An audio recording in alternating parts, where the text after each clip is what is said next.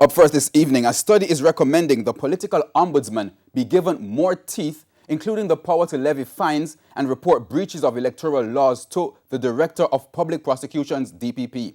The recommendation is contained in the Office of the Political Ombudsman 2020 General Election Campaign Study. Anthony Lugg has the details. The 2020 general election campaign was one like no other.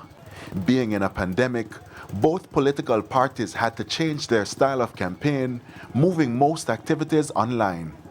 At times, things got a little heated, requiring the intervention of the political ombudsman. However, within days, those issues were quickly resolved without any sanctions. In the 2020 general election campaign review conducted by the Office of the Political Ombudsman, 2/3 of the participants in the study said they observed violations of the Code of Conduct and recommended that it should become law and strictly enforced.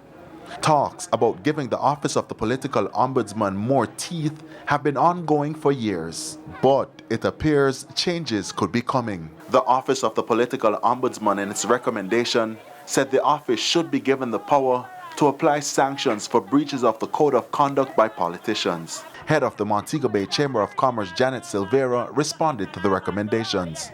And I am very pleased to see recommendations across the board that emphasizes this.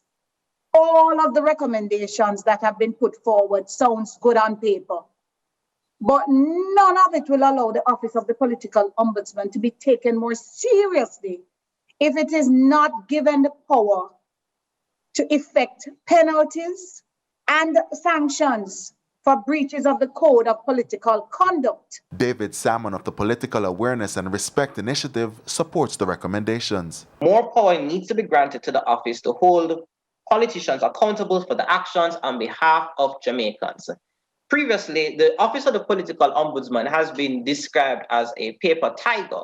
However, by strengthening the investigative capacity of the office, both the discussants as well as myself believes that it will ensure that the power is no longer a meek kitten, but a roaring tiger with claws that can ensure that it can execute its functions. But before this can be done, there will be need for cabinet submission and new legislation.